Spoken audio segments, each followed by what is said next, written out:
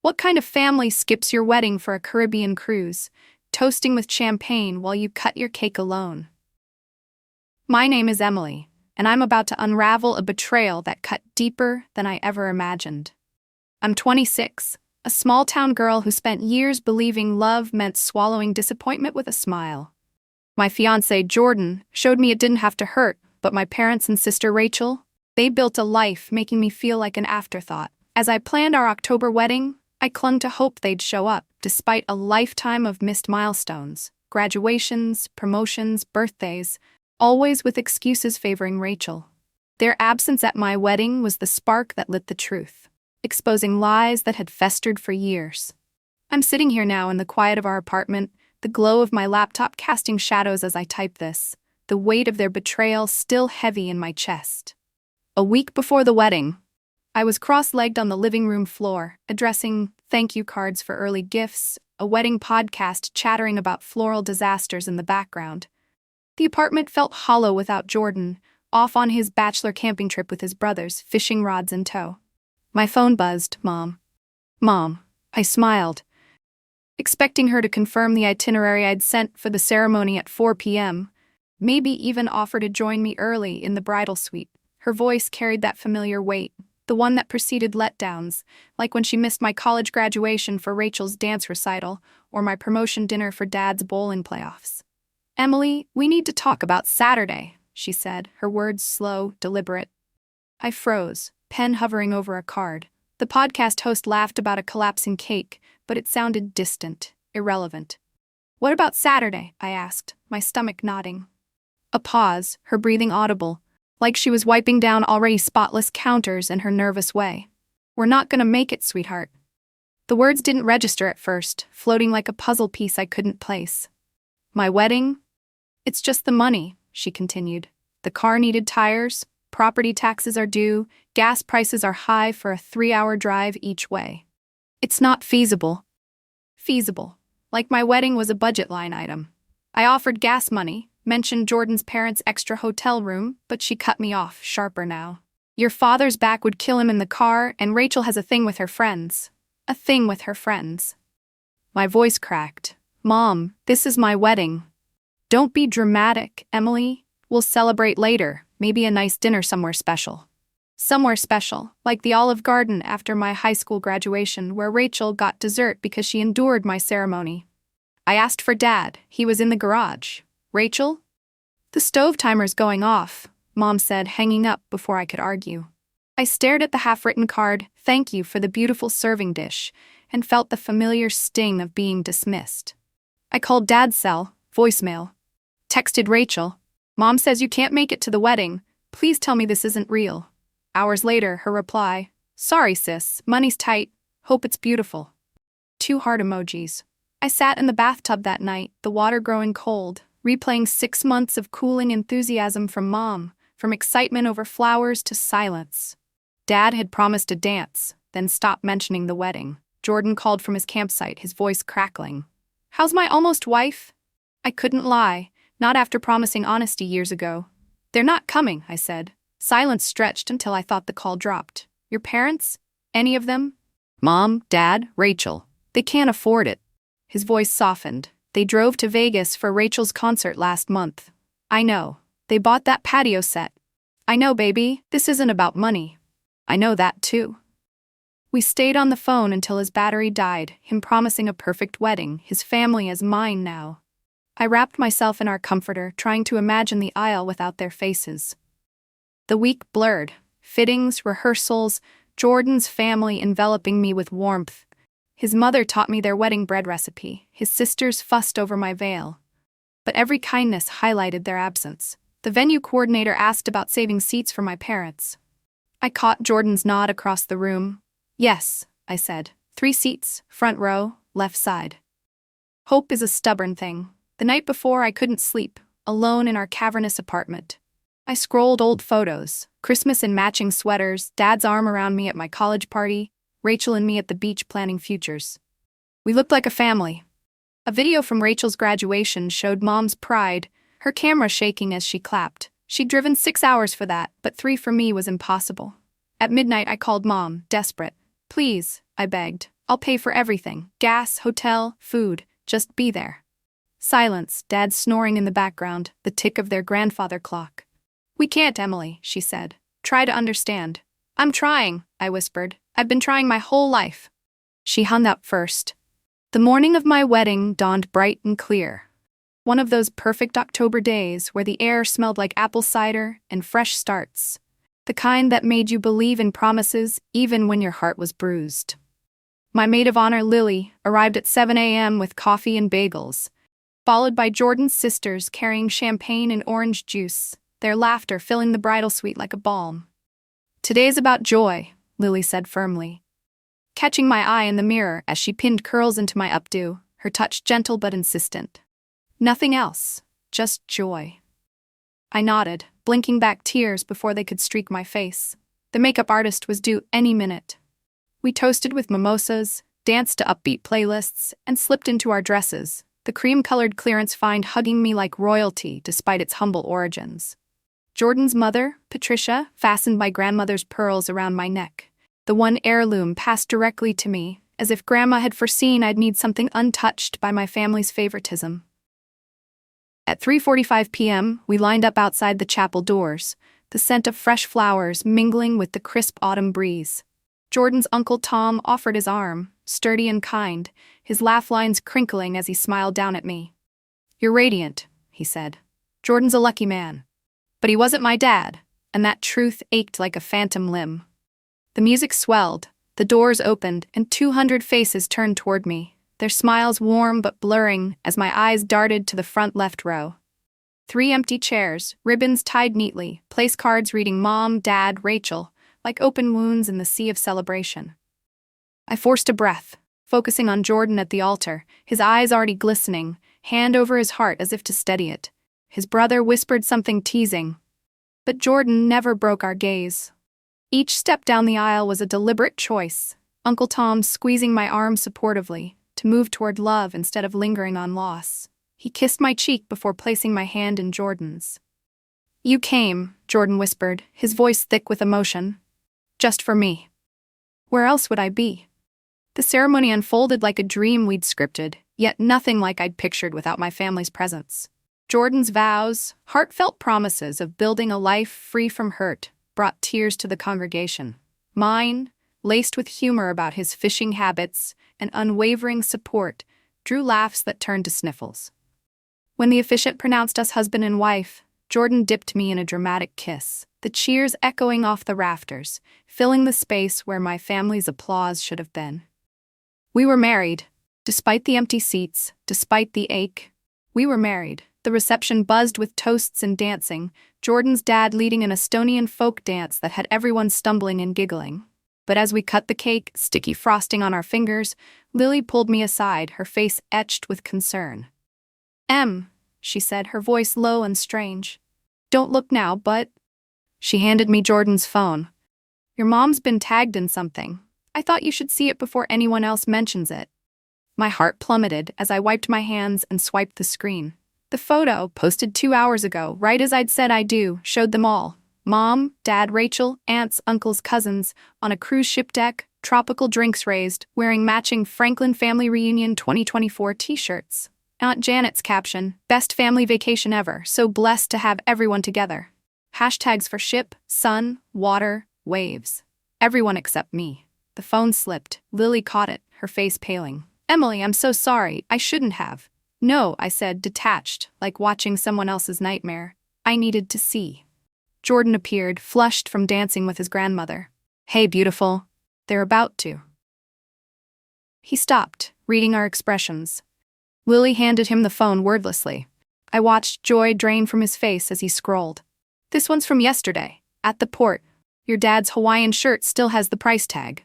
Yesterday, an 8-hour drive to Florida. They'd planned this months ago, overlapping my save the dates. I excused myself to the bridal suite, the reception's music muffled below, my dress pooling around me on the floor as I scrolled tagged photos like a detective. Rachel in a new white sundress on formal night, more than gas money. Dad shuffleboard with Uncle Pete, who'd claimed illness. Mom at champagne breakfast, time-stamped 4 p.m., my exact ceremony time. Worst was Cousin Trevor's post, the family in the ballroom, Dad toasting to family, the ones who matter most always find a way. Glad we skipped the drama. Skipped the drama. My wedding.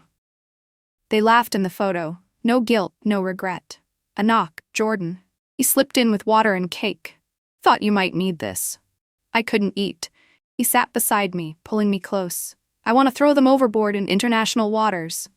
Don't tempt me. He kissed my temple. What do you need? To understand why I'm never enough. You're everything. They're the broken ones. Lily entered with my phone, Mom calling, probably spotting the tags. I declined, turning it off. Come on, Lily urged. People showed up for you. Celebrate that. Back at the reception, I danced with Jordan's father, who whispered, "You're the daughter I always wanted." I laughed at speeches, threw my bouquet. Jordan's cousin caught it. But inside, I catalogued lies. Missed birthdays for Rachel's sleepovers, skipped ceremonies for Rain, lonely dinners I'd cooked. During our first dance, Jordan held me tight. We're building better, a family that shows up. What if I'm broken like them? You're not. You haven't ruined anything for anyone else. Later, on the balcony with Patricia, she shared her own story, her mother skipping her wedding for Atlantic City. I didn't forgive. I lived well despite her. Joy is the best revenge. We returned for the last dance. Etta James crooning as Jordan held me like treasure. The empty chairs remained, proof of saved space for no-shows. Jordan's sister framed photos around them, protecting me. That's family. They shield from hurt. The night ended with sparklers, cheers as we ran to the car. Alone in the back seat, I turned my phone on. 47 missed calls, 112 texts. But one stopped me. From Mom's friend Deborah. "Emily, sorry about what they did. Your father withdrew $8,000 from the joint account last month for the cruise, the one your grandfather set up. That wasn't his to take." I read Deborah's message 3 times, the words blurring on the screen as Jordan rubbed my back, his touch grounding me in the chaos. "Jordan," I said, my voice strangled. "Look." He took the phone, his eyes narrowing as confusion shifted to fury. "That account, the one from when you were 18. I nodded. Grandpa had taken me to the bank on my birthday, adding me as secondary holder to an account he'd started for my education or emergencies. "This is yours, Emily," he'd said. "Just yours." But Dad was primary, some tax thing from when I was a minor. I'd forgotten it after Grandpa died 2 years ago, assuming it was closed or empty. "We need to call someone," Jordan said, already dialing. "This is theft." "It's our wedding night," I protested weakly. "I don't care." 20 minutes later, in our hotel suite, Jordan was on speaker with his law school friend Megan, while I pulled up bank sites on his laptop, my wedding dress still on, veil discarded like a forgotten dream. "First, access the account," Megan instructed, her voice crisp despite the late hour. "Use your social to reset the password." My hands trembled as I typed. It existed, my name still there. I logged in and the transaction history hit like a punch. Starting balance 3 years ago. $47,000. Grandpa had saved my whole life. Current, $2,341. Withdrawals mapped betrayal.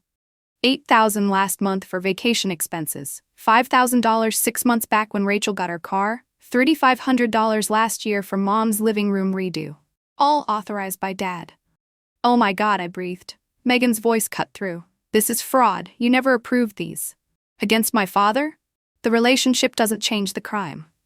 Jordan paced, bow tie loose. "If Grandpa meant this for Emily, there must be documentation." "Possibly," Megan said. "Do you have his papers? A will?" I thought of the box under our bed, given by Grandma after the funeral, for when you need him. Unopened, at home. "Monday, file a police report," Megan advised. "Freeze the account, document everything, send a dispute notice." "They're my family," I whispered. "Family doesn't do this." After hanging up, we stared at the screen in silence. The latest transaction, $67 for ship Wi-Fi, my money funding posts during my vows. "I want to file," I said. "All of it." "Sure? No going back." "There's no going back anyway."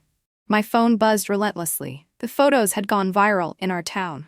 Comments poured in, shock from my high school teacher, Jordan's aunt, decrying undeserved families. Rachel posted, "People don't know the whole story. Emily's always dramatic. We needed this for mental health." Mom planned a year ago. Emily scheduled knowing our plans. Lies. I'd sent save the dates 8 months back. She'd help pick the date. "I'm done," I told Jordan. "Done pretending they love me." "Good, about time." I posted on Facebook, "Thank you to who celebrated. To those who chose not, your absence was a gift showing my real family.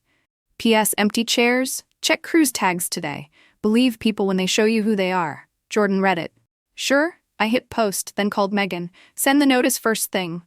Declined calls from them followed. Jordan powered off my phone. "Tomorrow."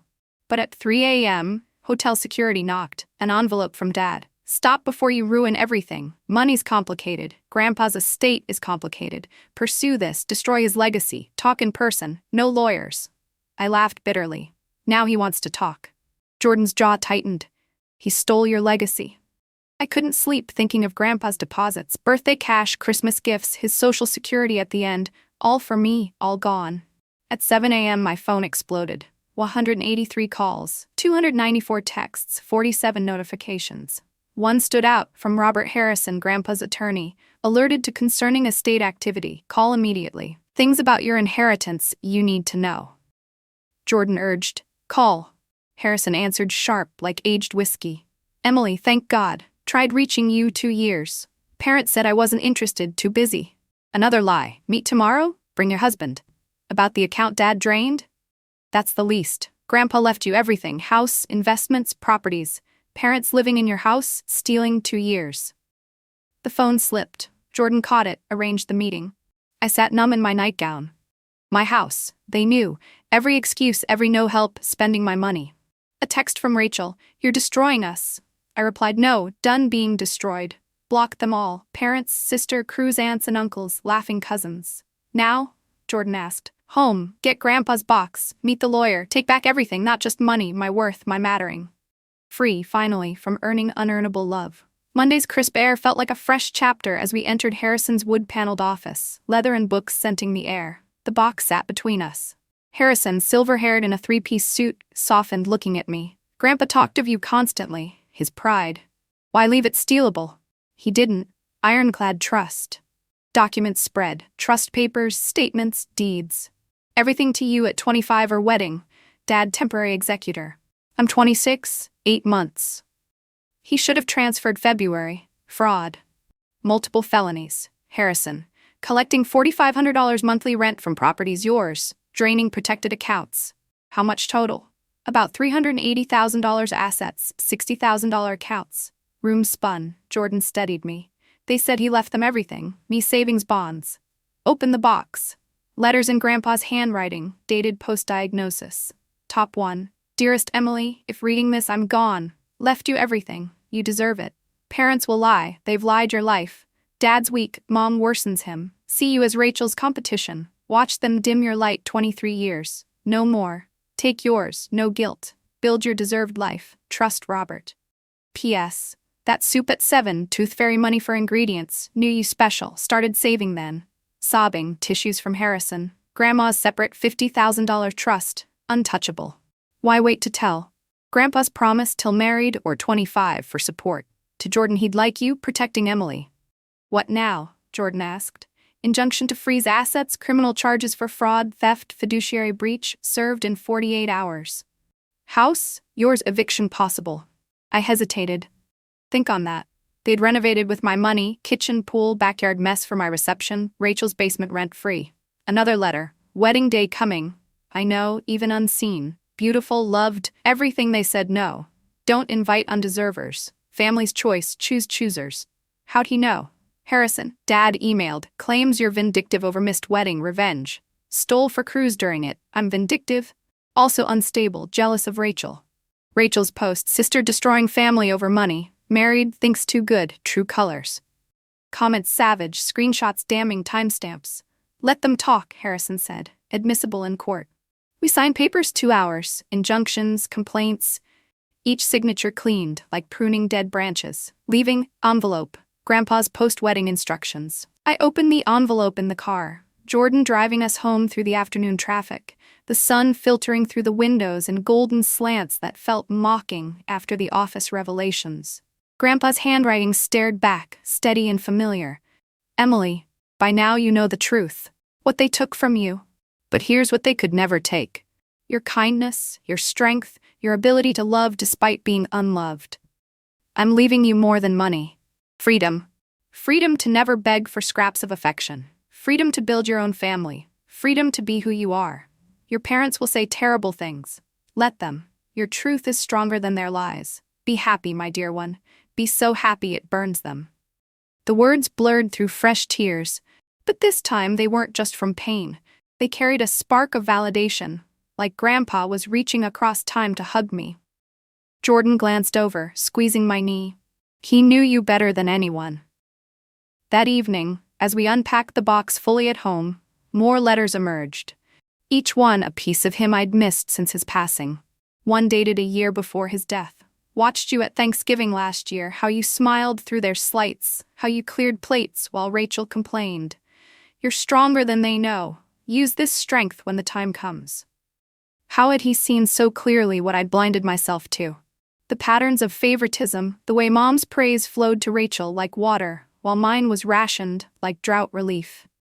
Sleep came fitfully that night, dreams mixing wedding joy with cruise waves crashing over empty chairs.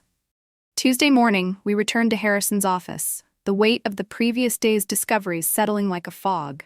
He had more documents ready, spreadsheets of assets I'd never imagined. Your grandfather anticipated resistance, he said, sliding over a detailed trust outline. He included clauses for audits if the executor, your father, delayed transfer. The house deed caught my eye first, Grandpa's signature bold at the bottom, transferring ownership to me upon the trigger dates. They'd been living rent-free in my property, using rental income from 2 apartment buildings and a small commercial space to fund their lives, trips, renovations, Rachel's endless needs. Approximately $4,500 a month from tenants, Harrison confirmed, diverted straight to your parents' accounts. I traced the numbers, imagining the vacations I could have taken, the down payment on a home Jordan and I dreamed of instead of scraping by in our apartment. A new letter from the box opened there in the office. Emily, the house is yours because you were the only one who made it a home. Remember summers in the garden? You planting flowers while your sister played inside? That joy is what I want for you always. Memories flooded, me at 10, dirt under nails, Grandpa teaching me about soil while Dad mowed the lawn absent-mindedly. He'd whispered then, "This will be yours someday, for your own garden of happiness." Harrison explained the next steps. The injunction would halt any further spending, and we'd petition for back rent, potentially tens of thousands. Criminal charges could lead to jail time, but often it's probation for first offenses. Jordan nodded, his hand on mine. Whatever it takes. As we left, Harrison handed me another sealed note from Grandpa. If they're fighting dirty by now, remember, their desperation is proof you're winning. Stay kind, but firm.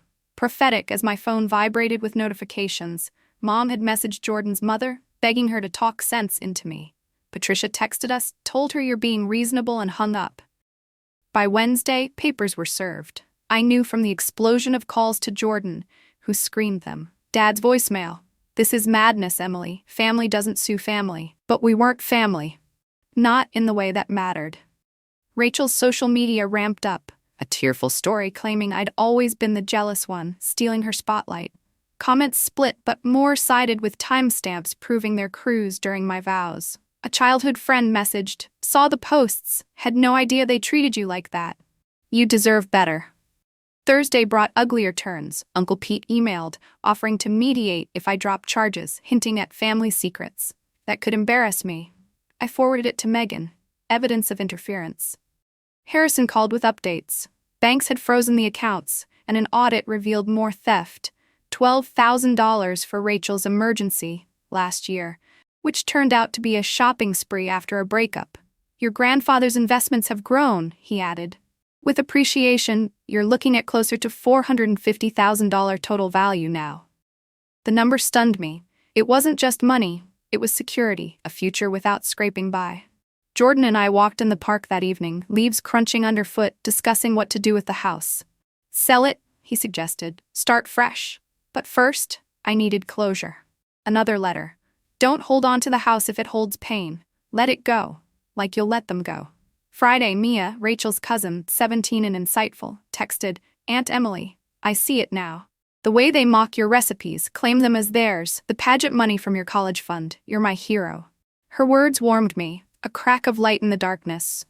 The family's desperation peaked Saturday. Rachel went live on TikTok, sobbing about childhood abuse, lies like locking her in closets, threats. But she slipped. Emily's jealous grandpa loved me more. Within hours, someone posted the will, public record, leaving Rachel his old golf clubs, everything else to me. Memes exploded. Grandpa said, "Here's some sticks to imagine with." She deleted it, but the damage stuck. Sunday was eerily quiet, but Monday shattered it. News vans outside our building, Mom spinning tales of me as a gold digger manipulating the law. Reporters shouted, "True they spent inheritance on a cruise during your wedding?" I pushed through silently, but one broadcast later, victim of years-long abuse, now fighting back. Harrison called. They want to settle, return the house, drop charges. No, what about the stolen hundreds of thousands? Claim it's family money. I refused. That night, at Jordan's parents' for dinner, my phone rang. Police. Arrested your father attempting to break into your apartment. We rushed home to flashing lights, Dad in the squad car, Mom shrieking, Rachel filming.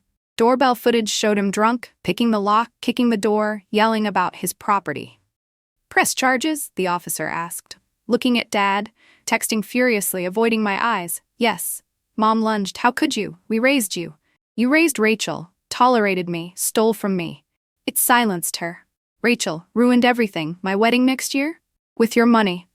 The trial loomed, but civil moved fast. 6 weeks later, judge ruled for me. House, money, property's mine. Dad's break-in violated a restraining order. Adding weight, his lawyer quit.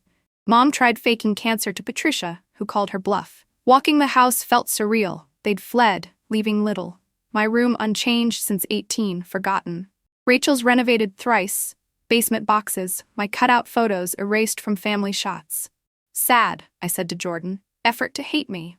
We sold after confronting relatives in the backyard, cruise choosers. Grandpa saw what you ignored, I said. Selling this, trust for my kids, they'll never know you.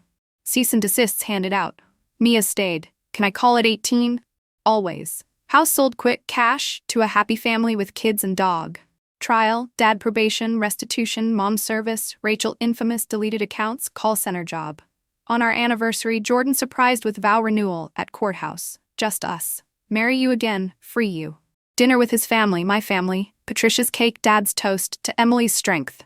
Balcony later, last letter. Open when happy. Broke free, chose yourself, not selfish, be magnificently happy. P.S. Tell husband thanks, seeing your worth. He knew, I told Jordan. In every choice, he's here. The air in our apartment felt thick with aftermath, like the quiet after a storm when you're still counting the damage. Jordan brewed coffee while I scrolled through notifications, the world outside our window buzzing with news vans that had lingered since Dad's arrest. Rachel's TikTok lies had backfired. The internet turned her "Grandpa loved me more" claim into a meme graveyard, with Grandpa's will, public record, naming me sole heir except for her inherited golf clubs. Comments stung. Girl got sticks and still lies for clout. My phone vibrated with messages from strangers, childhood friends, even my old English teacher. Had no idea they treated you like this. You're so strong. But the family's desperation escalated, a cornered animal lashing out. Mom posted on Facebook, a tearful plea. Emily's tearing us apart over money she doesn't understand. We're a good family. She's lost her way. The audacity took my breath away. She'd helped pick my wedding date, knowing their cruise plans. Dad tried the church angle. His prayer group recording leaked online. Pray for our troubled daughter, choosing greed over family. It backfired. Someone shared how they'd borrowed church funds, never repaid, and another exposed Rachel's emergency surgery fundraiser as a nosejob scam. The town's gossip mill churned. Hashtags like Tash chose cruise over wedding trending locally. Then Marcus, Rachel's ex, posted a video that exploded, 3 million views in 2 days. I saw how they treated Emily, he said, eyes steady. Made her cook Thanksgiving, then banned her from the table. Took her car, cashed her birthday checks, told her relatives forgot. Destroyed her self-worth for sport. Good for her fighting back. His words cracked something open in me, validation I hadn't realized I craved. Mia, my 17-year-old cousin, messaged, Aunt Emily, they laugh about you, use your recipes, spent your college fund on Rachel's pageants. You're my hero. Her words were a lifeline. Proof I wasn't imagining the hurt. Friday, Megan met us at the courthouse, her briefcase stuffed with papers. Injunction approved, accounts frozen, properties under review. They've got 72 hours to account for every penny. Their lawyer, Harold Whitman, was a disgraced attorney who'd barely regained his license. Only one desperate enough to take them, Jordan smirked. But desperation bred recklessness. Saturday at the grocery store, my phone lit up. Rachel's new TikTok live, sobbing. Emily abused me as kids, locked me in closets, stole my stuff. Lies, but her tears were convincing, learned from Mom's playbook. The mistake was mentioning Grandpa's love. The Will's screenshots flooded comments dismantling her. She deleted it, but the internet's forever. Sunday's silence felt ominous, like the calm before a bigger blow. Monday confirmed it. News vans swarmed again, Mom spinning me as a gold digger who married Jordan for his family's money, now attacking her own. Reporters shouted, "Comment on the fraud? The cruise during your vows?" I stayed silent, but a broadcast nailed it. Emily, painted as the villain, appears the victim of systematic abuse. Public tide turned. People shared stories of my parents' manipulations. Patterns emerging. Harrison called, "They want to settle? House back, drop charges." "No," I said. "They stole hundreds of thousands." "Claim it's family money," he warned. "Desperate people do desperate things." He was right. That night, at Jordan's parents' for dinner, Officer Davidson called. Dad's break-in attempt caught on our neighbor's doorbell cam. Drunk, fumbling with a credit card, kicking our door, yelling about his property. Mom screamed on the sidewalk. Rachel filmed. Probably for more content. "Press charges?" the officer asked. I looked at Dad in the squad car texting, avoiding me. "Yes." Mom lunged. "Your own father, we raised you. You raised Rachel, tolerated me, stole from me. Rachel, you've ruined my wedding plans. Use your own money." Jordan stepped between us, his presence a shield. The police left, Dad still texting his spin. Tuesday, Megan updated. Dad's lawyer dropped him after the restraining order violation. 43 threatening texts from the squad car didn't help. Mom tried one last ploy, calling Patricia with a fake cancer scare. "Which oncologist?" Patricia asked coolly. "I'll send flowers." Mom hung up, exposed. By Wednesday, the house eviction notice was served. They fled, taking little, since most belonged to me, bought with my money. Walking through felt eerie. My childhood room frozen at 18, neglected, while Rachel's gleamed with 3 renovations. In the basement, I found boxes of my things, report cards, art projects, a diary, and photos of me cut from family pictures, a surgical erasure. "Creepy," Jordan said, holding a scissored Christmas shot, a hole where I'd stood. "Sad," I corrected. "They worked so hard to hate me." We planned to sell, but first I needed to confront the enablers. I invited every Cruz relative to the house, claiming an announcement. The backyard filled, the same one Mom deemed unfit for my reception. I stood on the deck, their faces a mix of guilt and curiosity. "Grandpa left me everything because he saw what you ignored," I said. "The favoritism, the neglect, the abuse. I'm selling this, trust for my kids who will never know you." I handed out cease and desist orders.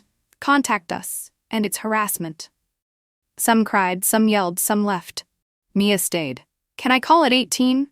"Always," I hugged her. The house sold fast. Cash, to a family with kids, a dog, laughter. It felt right, like Grandpa's gift finding its true purpose. Thursday, a new letter from his box. "Emily, if you're letting go, you're stronger than I ever was. Build a home where love isn't earned." I clutched it, Jordan's arm around me, knowing we already were. Notifications kept coming, support from strangers, outrage at my family's lies. A distant cousin, didn't know the extent. "You're inspiring us." The trial loomed, but the civil case neared its end, my strength growing with every step away from their poison. The house sale closed in 2 weeks. A cash offer, above asking, from a family whose laughter and scattered kids' bikes transformed the property into a home, not the hollow shell I'd known. Standing in the empty backyard where Mom once barred my reception for being too messy, I felt a weight lift, like shedding skin that never fit. Jordan squeezed my hand as we watched the new owner's dog chase a ball, their kids squealing on the swing set. "This is what Grandpa wanted," I said. "A place for joy, not pain." Back at our apartment, I sifted through Grandpa's box again, finding a letter dated just before his diagnosis. "Emily, you'll face a moment where you choose between guilt and freedom. Choose freedom. They'll try to chain you with shame. Don't let them."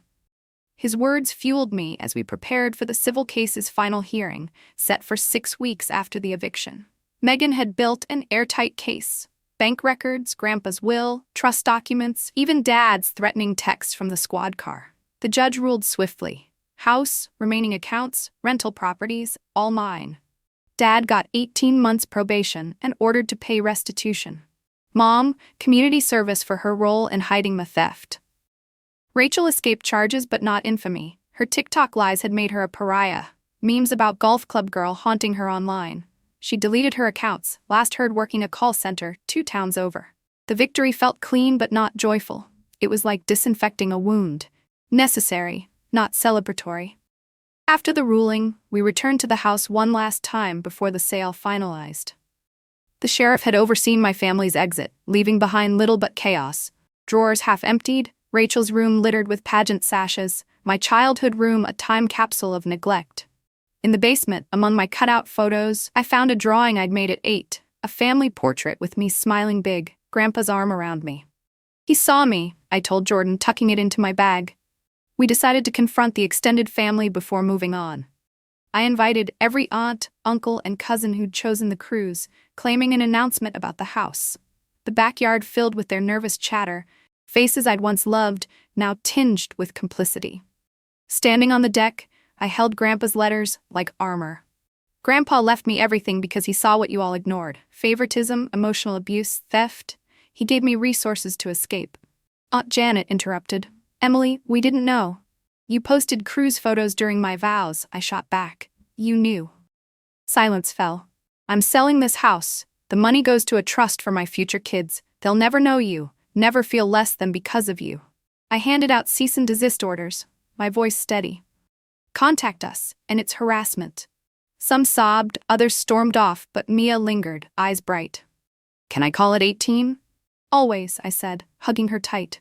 The confrontation felt like closing a book, its pages heavy but finished. Back home, notifications flooded, support from strangers, outrage at my family's lies. A neighbor. Your parents scammed our book club for years, proud you're standing up. The viral wave grew. Marcus's video hit 5 million views, sparking stories of others reclaiming power from toxic families. I turned off my phone, letting Jordan handle replies. A new letter from Grandpa. Emily, cutting ties isn't loss, it's space for real family. Build it with love, not obligation. We did. Jordan's parents hosted weekly dinners, Patricia's soup warming our evenings, his sisters bickering over who'd babysit our future kids. I felt roots growing, not in blood but choice. The civil win brought financial freedom. $380,000 in assets, $60,000 in accounts, plus back rent trickling in. We dreamed of a new home, one without ghosts. But the criminal trial loomed, Dad's break-in adding weight. His lawyer's absence left him scrambling. Mom's cancer ploy had collapsed under Patricia's skepticism. One night, sorting through Grandpa's box, I found a photo of us gardening, my small hands in dirt, his smile proud. You were enough, Jordan said, kissing my forehead. I nodded, starting to believe it. The town's support grew. Old teachers, distant cousins, even a pastor who'd seen Dad's church lies. You're inspiring us to face hard truths, one wrote. Rachel tried one last jab, a letter through her lawyer. Family helps family. Will you fund my wedding? I sent a $50 check. Memo, your wedding gift to me, equal help. It went uncashed. As we planned our future, Jordan surprised me with a quiet moment. A vow renewal planned for our anniversary.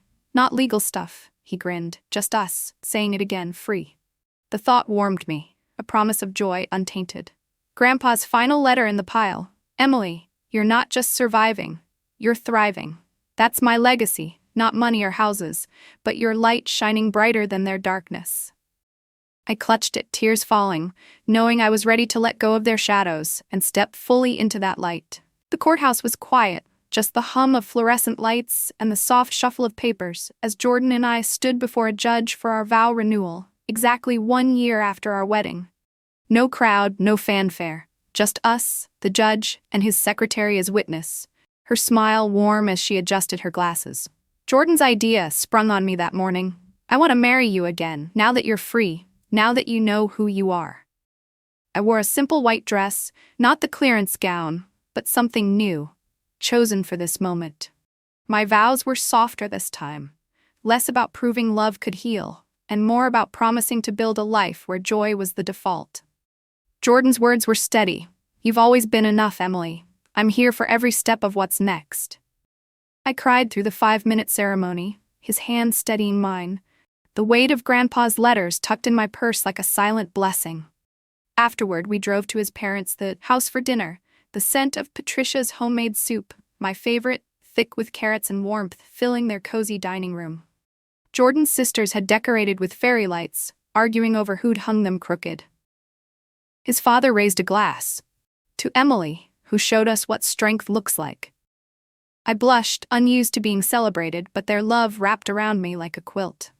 Later, on their porch swing, stars pricking the sky, I pulled out another of Grandpa's letters. Emily, if you're happy, you've made it. Choosing yourself isn't selfish when you've been sacrificed for others. Be so magnificently happy it burns them. I whispered to Jordan, he knew you'd see my worth. He's here, Jordan said, gesturing to the life we were building. Dinners, laughter, a family that showed up. Months later, I found out I was pregnant. We named our daughter Grace after Grandpa's mother, whose photo I'd found in his papers. A black sheep like me, who'd chosen herself despite family scorn. The birth announcement hit the local paper, and Mom sent a card, signed simply Grandma. I returned it unopened, no note, no explanation needed. Rachel tried her luck through a lawyer, asking for wedding funds since family helps family. I sent a $50 check. Memo, your gift to my wedding, equal help. It was never cashed. Their absence didn't sting anymore. It was just noise fading into silence. We bought a small house with the recovered funds. A sunny place with a garden I planted with Grace's tiny hands patting dirt beside me, echoing Grandpa's lessons. Jordan's family filled it with life. Sunday barbecues, his sisters teasing, Patricia's recipes becoming mine. I framed Grandpa's garden photo on our mantel, his smile a reminder of who'd always seen me. Notifications still trickled in.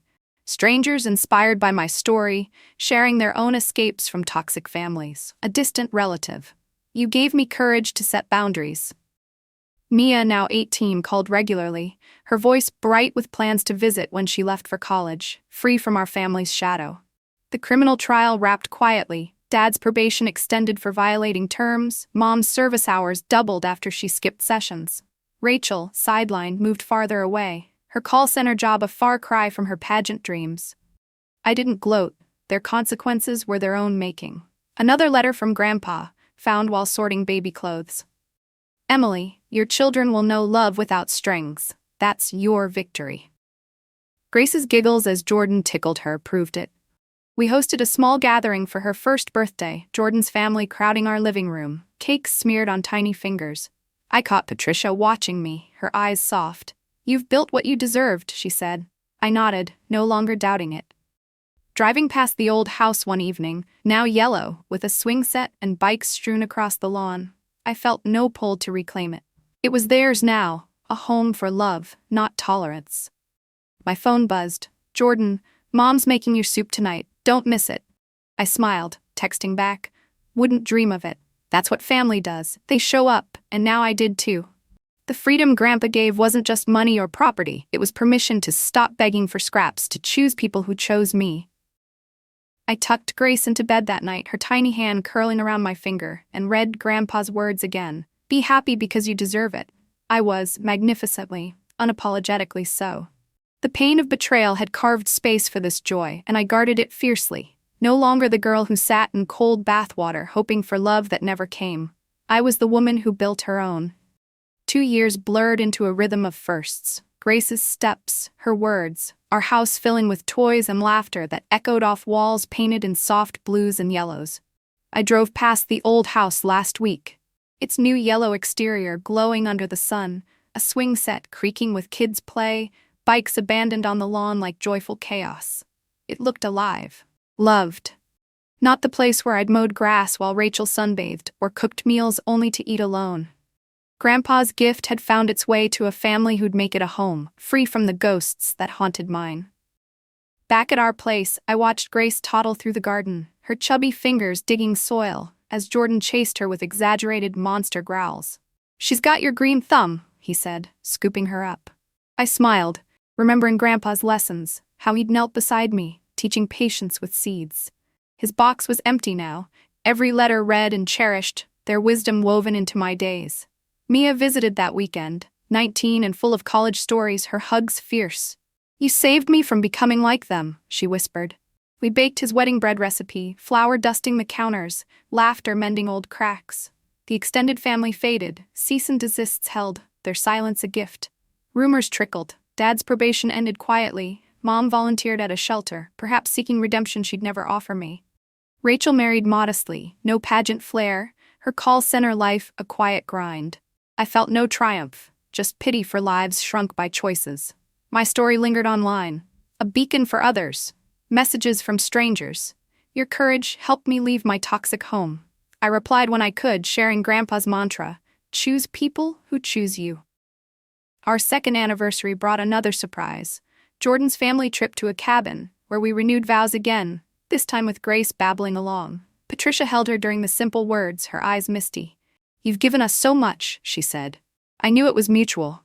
Their warmth had healed me. One evening, as Grace slept, I sat on our balcony, stars mirroring the peace inside. Jordan joined, handing me tea.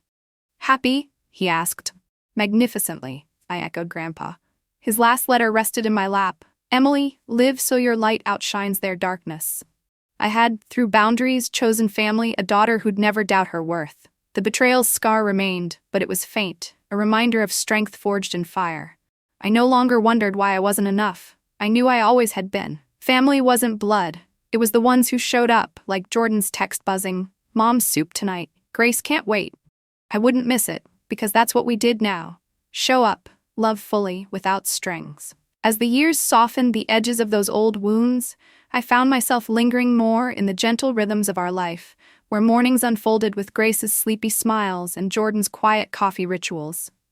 The garden bloomed under my care, petals unfurling like forgotten dreams coming true, and Mia's visits became a bridge to a kinder legacy, her stories weaving new threads into our tapestry. Grandpa's voice echoed in whispers now. Not commands, reminders to savor the joy they'd tried to steal. We'd host quiet gatherings, Patricia's soup steaming on the table, laughter filling spaces once hollow. No more chasing love that slipped away. Instead, it surrounded us, steady and warm. Rachel and my parents existed in distant echoes, their choices a faded chapter, while ours wrote forward in light. Grace grew, her curiosity a mirror of mine, and I promised her a world where she mattered without question. In the hush of evenings, as stars blanketed the sky, I'd hold Jordan close, grateful for the freedom to simply be. The betrayal had taught me resilience, but happiness was the true healer, wrapping us in its gentle embrace. And in that peace I finally rested, knowing I'd chosen well. "A life of love," whispered soft as a breeze.